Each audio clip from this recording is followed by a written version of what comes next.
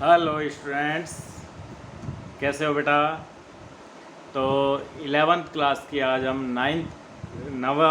नवी class देने के लिए जा रहे हैं और हम लोग पढ़ रहे थे उसके अंदर मोल कंसेप्ट यानी मोल अवधारणा।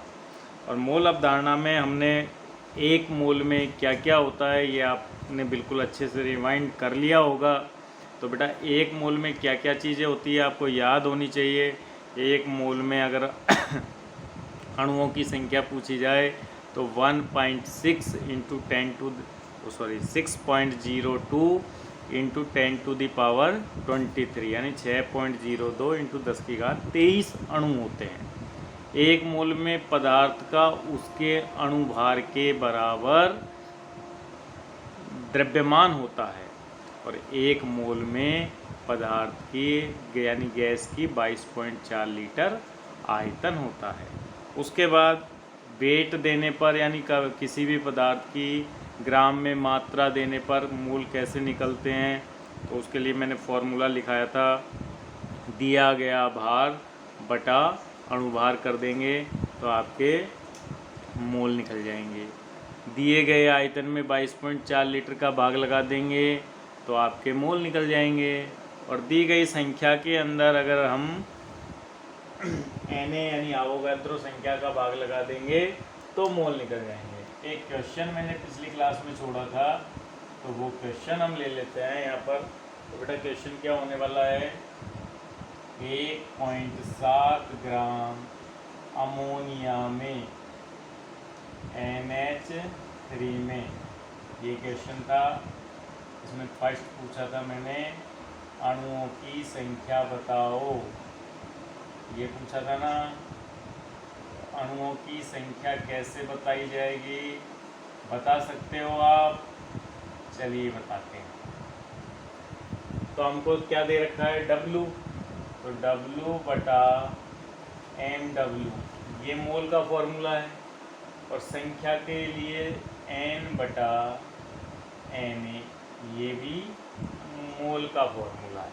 तो ये भी मोल का फॉर्मूला और ये भी मोल का फॉर्मूला, तो दोनों फॉर्मूलों को बराबर कर दो ना। अब आपको ये संख्या पूछी है कि अणुओं की संख्या बताओ, तो n निकालने के लिए अब आप क्या करोगे, W बटा MW इंटू Na को इधर क्रॉस मल्टीप्लाई कर दोगे Na। अब आपको अणुभार इसमें निकालने अणुओं की संख्या NH3 में, तो NH3 का अणुभार क्या होता है, MW हो गया, N का हो गया 14, हाइड्रोजन का हो गया 1 इंटू संख्या है 3, तो ये हो गया 17 ग्राम। तो ये अणुभार हो गया NH3 का। अब हमको अणुओं की संख्या निकालना और ज़्यादा इजी हो गया, इस फॉर्मूले में जमा लेते हैं। तो W की जगह 1.7 एंड MW की जगह 17 इंटू Na की जगह 6.02 इंटू 10⁻23 ये आपके कर दिया ऐसे। और ये क्या आ गए, अणुओं की संख्या आ गई आपके। तो अणुओं की संख्या क्या होगी बेटा, इसको काटेंगे तो 0.1 बार कटेगा है, 0.1 को इससे मल्टीप्लाई करोगे तो आएगा 6.02 इंटू 10⁻22। भाई 1/10 लिख सकते हैं ना, पॉइंट हटाएंगे तो यहाँ 10 लग जाएगा तो 1 0 कट जाएगी, तो ये अणु आ गया आपको। क्लियर बात, समझ में आ गई? चलिए उतारिए।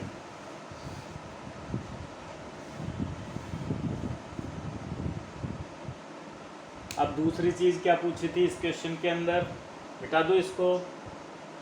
तो दूसरी चीज़ हमसे पूछी गई है परमाणुओं की संख्या। किसकी संख्या, परमाणुओं की संख्या। तो दूसरी चीज़ निकाल लेते हैं हम, परमाणु संख्या। हमको पता लग गया 1.7 ग्राम बराबर हो गया है 6.02 इंटू 10⁻22 अणु। ये दोनों बात बराबर हो गई ना भाई, इसमें हमने अणु निकाल लिए तो अब इतने अणु हैं और एक अणु में कितने परमाणु हैं, तो नाइट्रोजन में एक परमाणु, नाइट्रोजन का तो एक परमाणु और हाइड्रोजन के 3 परमाणु, तो टोटल हो गए 4 परमाणु। तो 1.7 ग्राम में अणु इतने, तो परमाणु कितने, तो 1.7 ग्राम NH3 बराबर एक अणु में 4 परमाणु, तो इस अणुओं को 4 से गुणा कर दो, इंटू 10 की घात 22 परमाणु। तो ये परमाणु संख्या आ गई आपको, ठीक है। तो परमाणु संख्या भी हमने निकाल ली और अणु संख्या भी हमने निकाल ली। चलिए एक चीज़ और पूछी जा सकती है, और वो है आपके आयतन, कि भाई NH3 का आयतन कितना होगा। चलिए तो आयतन और निकाल लेते हैं अपन। NH3 का आयतन, तो आयतन के लिए देखो आपको वही W दिया है, तो मोल का फॉर्मूला ये होता है W/mW। और गैस का अगर आयतन आपको दिया हो तो मोल का फॉर्मूला 22.4 लीटर का भाग दे देते हैं, लीटर में है। तो ये आयतन भी किस में आएगा, अब यहाँ अगर आप लीटर लिखते हो तो ये आयतन भी आपके लीटर में ही आएगा। तो आपको अब आयतन चाहिए, तो आयतन के लिए 22.4 को इधर मल्टीप्लाई कर दो, तो W/mW इंटू 22.4। अब आपको यहाँ आयतन चाहिए, तो आयतन निकालने के लिए क्या करोगे, तो W कितना है 1.7, अणुभार कितना है 17 इंटू 22.4,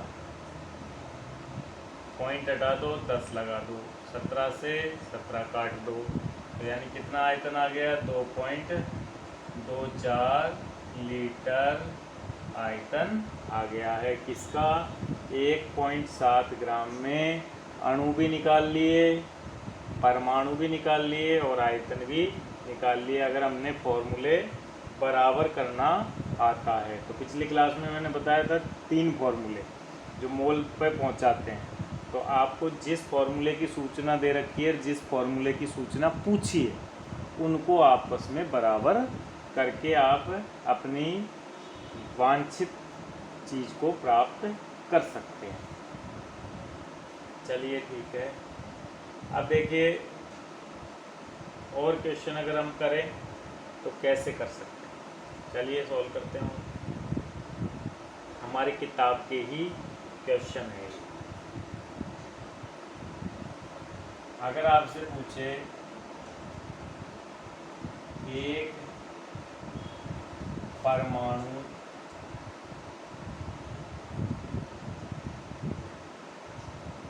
हीलियम के भार की गणना करो। अब आपको एक परमाणु हीलियम का भार बताना है, तो बेटा एक परमाणु हीलियम का भार आप कैसे बताओगे, क्या जानते हो, एक परमाणु का भार पूछा है मैंने, कितने का, एक का। तो आपको परमाणु संख्या दी गई है n बराबर 1। परमाणु संख्या कितनी दे दी बेटा, n बराबर 1 दे दी आपको, ठीक है। चलिए अब परमाणु संख्या अगर आपको n बराबर 1 दे दी, उसका भार आपको पूछ लिया, W आपसे पूछ लिया, तो अब आप कौन कौन से फॉर्मूले बराबर करोगे, एक परमाणु दिया, संख्या दे दी ना एक, और भार यानी W पूछ लिया, ठीक है। तो अब आप कैसे करोगे, कौन कौन से फॉर्मूले बराबर करूं मैं, तो W बटा हीलियम क्या होता है, एटॉमिक वेट आएगा, अणु थोड़ी है हीलियम, अणु होता तो अणु भार आता, मॉलिक्यूलर वेट, लेकिन हीलियम तो एटम है तो एटॉमिक वेट आएगा, इक्वल टू n बटा n, क्योंकि हमको संख्या दी है। तो भार निकालने के लिए आप क्या करोगे, n बटा Na इंटू एटॉमिक ये करोगे तो W बराबर परमाणु कितना है 1/Na इंटू एटॉमिक वेट, जिसका भी एटॉमिक वेट है। तो ये आपके पास फॉर्मूला हो गया। अब क्या करेंगे, तो बेटा अब क्या करने वाले हैं हम, एक परमाणु का पूछा है तो एक बार जानकारी ध्यान से रख लो, 1 जो Na होता है, जिसको आप लिख सकते हो 1/6.02 इंटू 10⁻23, ठीक है, ये लिख सकते हो। तो 1/6.02 इंटू 10⁻23 को हम लिखते हैं AM, क्या लिखते हैं AMU, एटॉमिक मास यूनिट। क्या लिखते हैं बेटा, एटॉमिक मास यूनिट। ये AMU हो गया, ठीक है, AMU। तो फिर मैं W बराबर क्या लिख दूँ,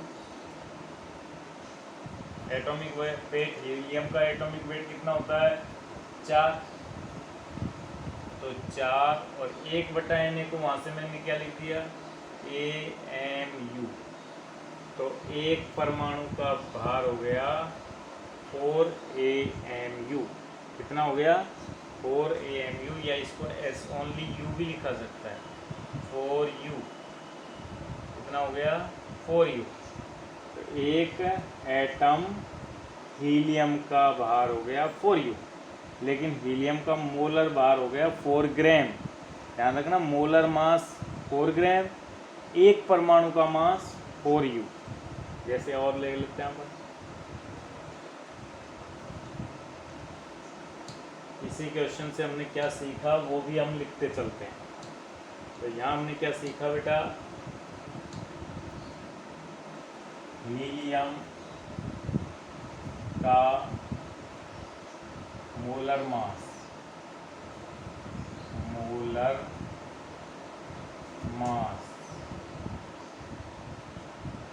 या जिसको परमाणु भार भी बोलते हैं, परमाणु भार, मोलर मास या परमाणु भार कितना होता है 4 ग्राम पर मोल। कितना होता है 4 ग्राम पर मोल। लेकिन पूछे हीलियम का के एक परमाणु का भार, तो फिर वो क्या आएगा, तो वो आएगा आपके 4U। क्या आएगा 4U। समझ गए क्या। सेम एक बार और पूछ लेता हूँ, सोडियम का मोलर या सोडियम का परमाणु भार, सब जानते हैं सोडियम का परमाणु भार कितना होता है, तो वो बोलेंगे 23 ग्राम पर मोल। लेकिन अगर आपसे पूछे सोडियम के एक परमाणु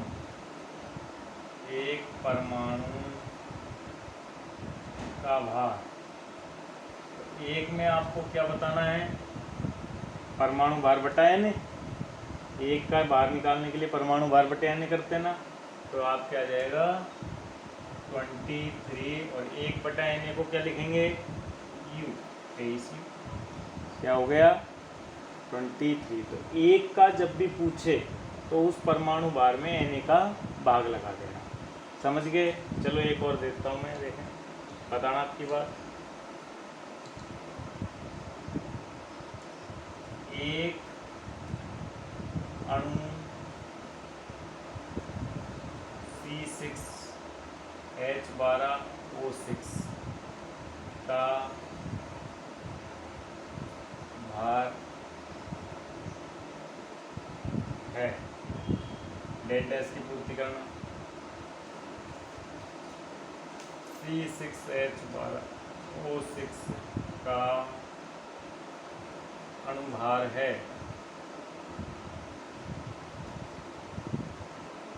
तो यहाँ क्या आएगा? यहाँ एक अणु का पूछा है, यहाँ अणुभार पूछा है, तो ग्लूकोज का अणुभार कितना होता है बेटा? 180 ग्राम पर मोल। तो यहाँ तो आएगा 180 ग्राम पर मोल, लेकिन यहाँ पूछा है 101 अणु का। तो एक अणु का निकालने के लिए आपको वही 1/Na लगेगा। तो जिसको 1/Na को हम क्या कहते हैं? तो यहाँ आएगा 180U। कितना आएगा? 180U या AMU भार है। समझ गए? तो एक अणु का जब भी निकालना चाहे तो आपको U लगा देना है, यानी Na/A। चलिए NCERT का एक क्वेश्चन करते हैं इसके ऊपर। ये क्वेश्चन बनता है NCERT का, करिए उसको।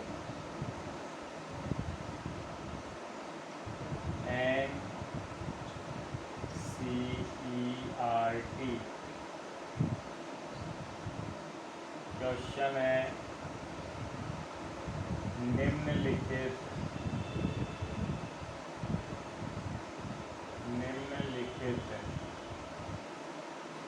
में परमाणु संख्या का परिकलन कीजिए। निम्नलिखित में परमाणु संख्या का परिकलन कीजिए। पहला है 52 मोल, 52 ग्राम परमाणु और ग्राम परमाणु, ये मोल भी लिख दो, ग्राम एटम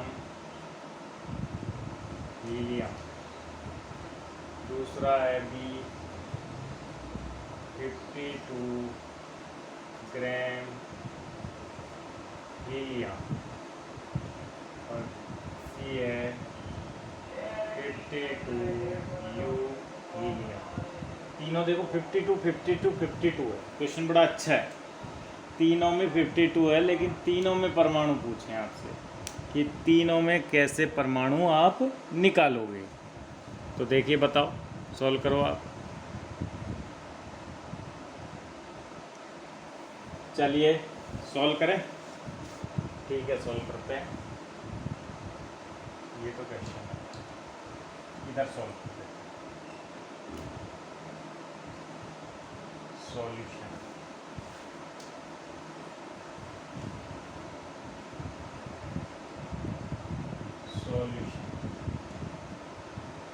ठीक है।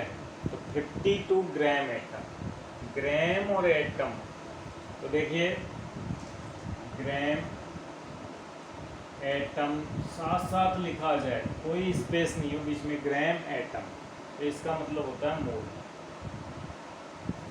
क्या मतलब होता है? मोल। ग्राम, 1 ग्राम एटम मतलब 1 मोल। 1 ग्राम मॉलिक्यूल लिखा जाए, 1 ग्राम मॉलिक्यूल, तो इसका मतलब भी होता है मोल। 1 ग्राम आयन लिखा जाए, तो इसका भी मतलब क्या होता है? मोल। तो बेटा यहाँ लिखा है ग्राम एटम, तो ये ग्राम नहीं है, ये मोल है। क्या है ये? मोल है। 1 ग्राम एटम साथ साथ लिखा है 1 मोल। 1 ग्राम मॉलिक्यूल 1 मोल, 1 ग्राम आयन 1 मोल। तो ये क्या होते हैं बेटा? ये मोल होते हैं। तो इसको मोल सब पढ़ेंगे अब आप, ठीक है। चलिए तो मिटा दूँ। तो ये आप जानकारी लिख लिया आपने। अब मैं यहाँ 52 पहला आंसर पहले में निकाल रहे हैं। 52 ग्राम एटम का क्या मतलब है? 52 ग्राम एटम का मतलब हो गया आपके 52 मोल। क्या हो गया 52 मोल। अब आपको हीलियम के परमाणु पूछे तो एक मोल में कितने परमाणु, एक मोल में होते हैं कितने 6.02 इंटू 10⁻23 परमाणु। कितने परमाणु 6.02 इंटू 10⁻23 परमाणु। इसलिए कितने में 52 मोल में परमाणु हो गए 52 इंटू 6.02 इंटू 10⁻23। बस इसको मल्टीप्लाई कर देना, आपके परमाणु आ जाएंगे। ठीक है, तो ये तो हुआ पहले क्वेश्चन का जवाब। अब बी का लिख लेते हैं। क्वेश्चन बिठा दूँ, बी है 52 ग्राम। तो ये अलग है, ये और ये लैंग्वेज अलग है ना। उसमें 52 ग्राम एटम, और ग्राम एटम तो मोल हो जाते हैं, लेकिन ये है 52 ग्राम, यानी ये क्या है सॉल्यूशन बी। तो ये क्या है बेटा W है, ये आपके W दे दिया कितना 52 ग्राम। तो पहले हम क्या निकालेंगे परमाणु, तो वही लगाएंगे W बटा MW। ये हीलियम तो एटम होता है, तो क्या आएगा AW एटॉमिक वेट N बटा Na। अब आपको क्या पूछा है, तो आपसे पूछा गया है n। ठीक है, तो यहाँ से n कैसे निकालेंगे, n बराबर W बटा AW मतलब एटॉमिक वेट इंटू Na से मल्टीप्लाई कर दोगे। तो यहाँ सब कुछ है, आपको W कितना है 52 ग्राम, तो 52। हीलियम का परमाणु भार 4 ग्राम पर मोल इंटू Na, यानी 13 इंटू 6.02 इंटू 10⁻23 आ गया। 6.02 इंटू 10⁻23 आपके आ गया क्या परमाणु। तो ये भी सॉल्व हो गया, ये रहा, और ये भी सॉल्व हो गया, दोनों सॉल्व हो गए ना। अब पूछा है 52U हीलियम में परमाणु, किसमें पूछा है 52U हीलियम में। तो ये क्या चीज़ है हमारे पास, ये है कुल भार। एक हीलियम का भार क्या होता है आप जानते हो, एक चूंकि एक हीलियम परमाणु का भार, वो तो आप जानते हो परमाणु का भार, परमाणु भार नहीं परमाणु का भार एक का। अभी बताया था 4U, कितना बताया था 4U। तो 52U हीलियम में कितने परमाणु होंगे, तो अब अपन जानते हैं 52 रुपये में एक सेब अगर एक पेन अगर 4 रुपये का आता है, तो 52 रुपये में कितने पेन आएंगे। तो कैसे निकालोगे, कुल रुपया बटा एक पेन का मूल्य। तो परमाणु संख्या आ गई आपके पास, परमाणु संख्या आपके पास आ गई है 52। कुल भार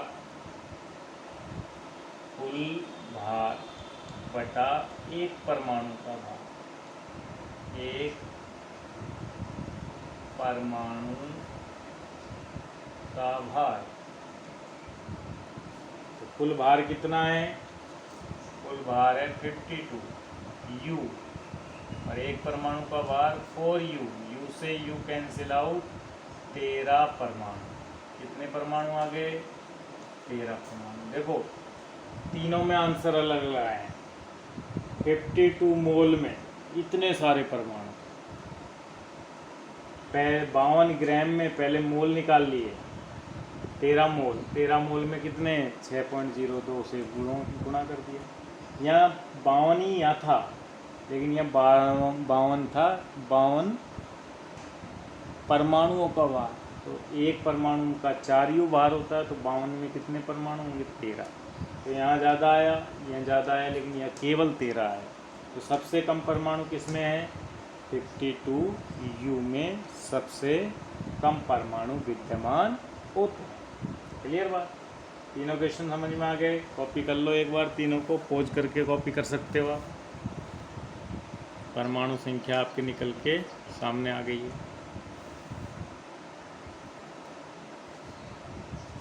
तो एक क्वेश्चन और लेंगे हम इस पे, कैसे करते हैं हम क्वेश्चंस, समझ में आ रहे हैं आपके? मोल संकल्पना पे, मोल में मतलब आयतन में कितने मोल, द्रव्यमान में कितने मोल, ये हम निकाल सकते हैं।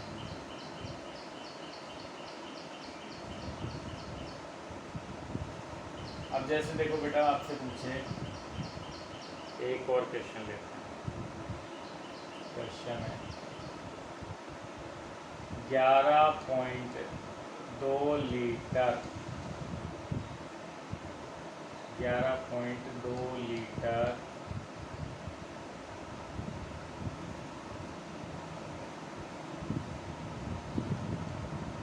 CO2 के भार की गणना करनी। कितने की? 11.2 लीटर CO2 के भार को बताना है। कितना? 11.2 लीटर। तो यहाँ आपको क्या दे दिया? यहाँ तो वॉल्यूम दे दिया। वॉल्यूम कितना दे दिया? 11.2 लीटर दे दिया। बहुत बढ़िया, 11.2 लीटर दे दिया आपको। अब 11.2 लीटर जो वॉल्यूम दिया है, उसका क्या पूछा है आपसे? भार पूछा है, W पूछा है। तो W को निकाल लेंगे। तो 11.2 लीटर का भार, तो हम कौन कौन से फॉर्मूले बराबर करेंगे? W पूछा है तो W बटा अनुभार इंटू गिवन आयतन बटा 22.4 लीटर। अब आपको W पूछा है ना, तो W बटा B अपॉन 22.4 इंटू 11.2 लीटर। ये कट गया देखो दो बार। कितना आयतन, कितना भार? तो W बराबर B का मान है B की वैल्यू 11.2 लीटर, ये 22.4 लीटर, और अणुभार इधर आ जाएगा। तो CO2 का अणुभार कितना होता है? 44 ग्राम। कितना होता है? 44 ग्राम। तो W कितना आ जाएगा? ये दो बार कट गया, 22 ग्राम। तो 11.2 लीटर CO2 का भार 22 ग्राम होने वाला है। कितना? 22 ग्राम होने वाला है। समझ में आ गया क्वेश्चन? कॉपी कर लीजिए। अगर मान लो 11,200 की जगह ये मैं लिख देता हूँ 56 ml। अब ml में दे दूँ 56 ml, और CO2 की जगह SO2 कर दूँ, तो SO2 भी गैस ही होती है। तो गैस के लिए ये वाला है फॉर्मूला वैलिड होता है। तो गैस, तो मैंने पूछ लिया 56 ml, लीटर को हटा देता हूँ, 56 ml SO2 के SO2 गैस के बाहर की गणना करो। तो अब 56 ml है ना, तो आयतन आपको फिर से दे दिया, लेकिन इस बार आयतन किस में दिया है? ml में दिया।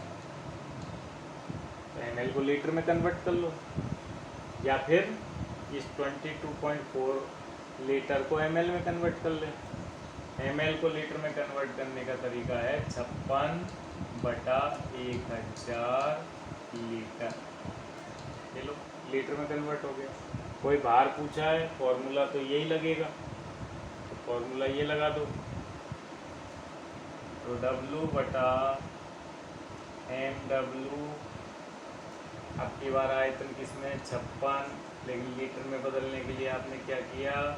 1000 से भाग लगा दिया। तो ये कट गया कितनी बार? 22 से कम 22। इसको अगर अपन 1 0 यहाँ से कम कर दें, यहाँ लगा दें, तो ये कट जाता है 4 बार, यानी आ गया आपके 1/400। कितनी बार कट गया? 1/400। 400, तो 1/400। अब अनुभार, तो W बराबर 1/400 इंटू अनुभार, इतना ही तो भार होगा।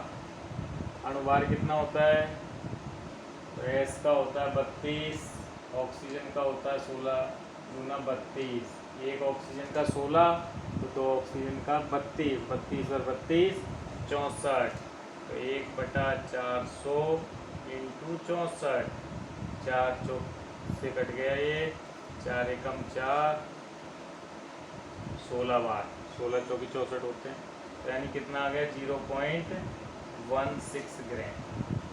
56 ml SO2 का भार 0.56 ग्राम होने वाला है।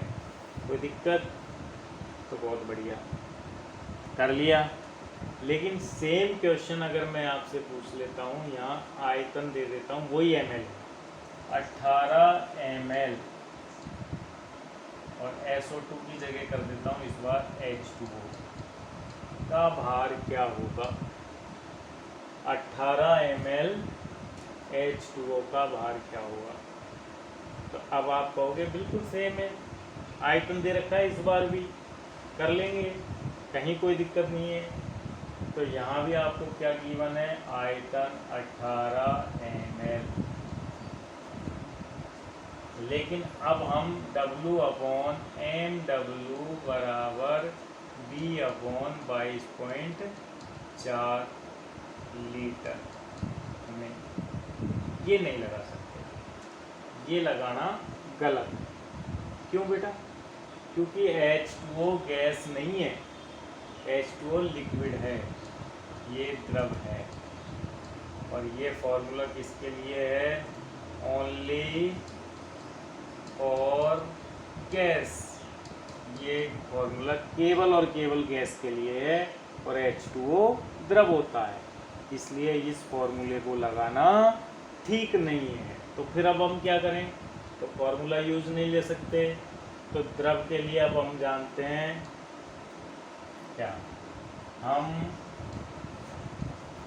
जानते हैं, ध्यान रखना द्रव आ जाए ना इसमें और आयतन दे रखा हो, तो ऐसे जैसे अभी 2 क्वेश्चन किए थे वैसे नहीं करने हैं।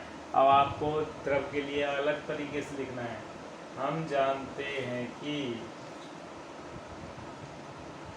जल का घनत्व कितना, जल का घनत्व होता है आपके 1 ग्राम प्रति ml।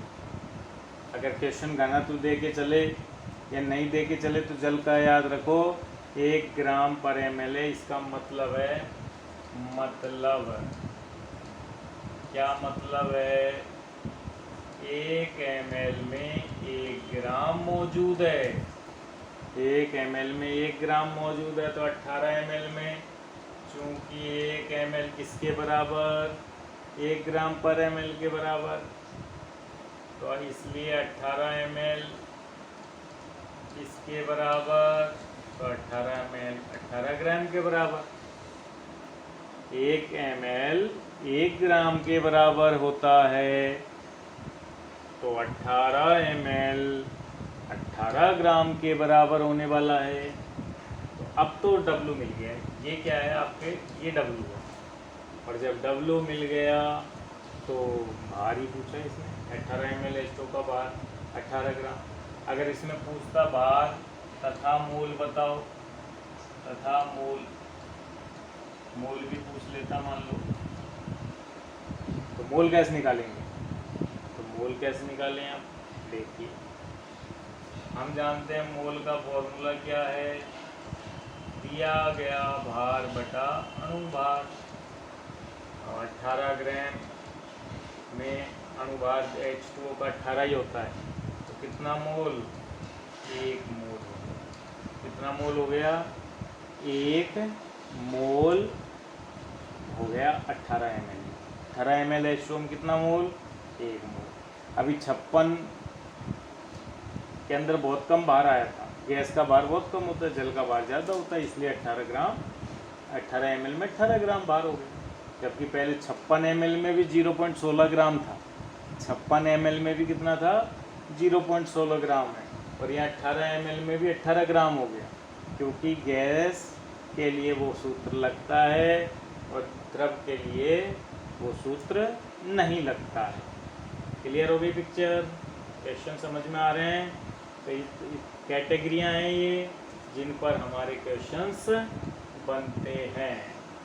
तो इन कैटेगरीज पर क्वेश्चन बनते हैं, मैंने ले लिए। एक क्वेश्चन मैं अब और आपको दूंगा, ये क्वेश्चंस को आप खुद ट्राई कीजिएगा, और खुद से नहीं होता है तो फिर नेक्स्ट क्लास में हम लोग लेने वाले हैं। तो बेटा एक कंटेनर है ऐसे, ठीक है, इसमें CO2 44 ग्राम CO2 रखी है। कितनी CO2 रखी है? 44 ग्राम। इसमें से एक छोटे से पात्र में कुछ अणु इसमें शिफ्ट कर दी। कितने? 3.01 × 10⁻23 अणु CO2 इस पात्र में शिफ्ट कर दी हमने, और इसमें से 56 ml CO2 को उड़ा दिया है। क्या कर दिया है? 56 ml CO2 को उड़ा दिया गया है, और 3.01 × 10⁻23 अणु CO2 दूसरे पात्र में शिफ्ट कर दिए हैं। अब बताइए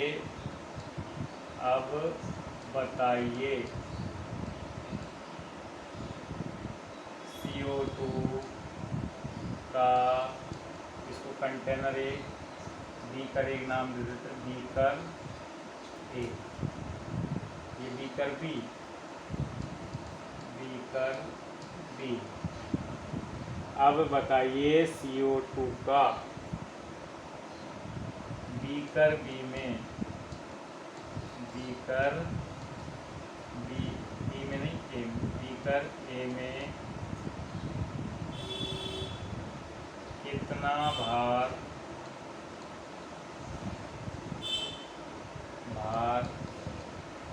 शेष बचेगा? दिमाग लगाइए। अच्छा, कैसे दिमाग लगाओगे? थोड़ा सा हिंट दे देता हूँ मैं। बेटा इसमें CO2 के 44 ग्राम है, इसमें अणु ट्रांसफ़र किए, तो अणु कुछ भार को लेके गए होंगे ना। ये अणु किसको लेके गए हैं?